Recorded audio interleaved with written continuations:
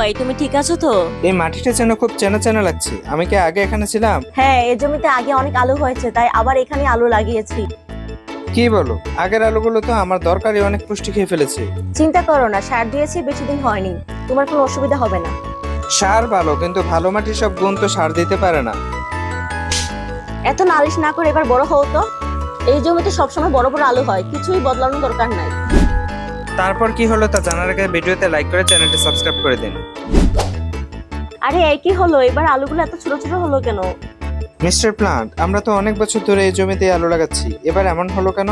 একই জমিতে বারবার একই ফসল লাগালে ফলন কমে যেতে পারে, কারণ সেই ফসল বারবার একই পুষ্টি ব্যবহার করে, আর সেই ফসলে পোকা ও রোগও মাটিতে জমে যায়। তাই প্রতি মৌসুমে ফসল বদলে চাষ করলে মাটি ভালো থাকে, রোগ পোকা কমে আর ফলনও বেশি হয়। একই জমিতে বারবার একই ফসল লাগানোর বদলে ফসল পরিবর্তন করে চাষ করলে মাটি সুস্থ থাকে, গাছ ভালো বাড়ে এবং বেশি ফলন পাওয়া যায়।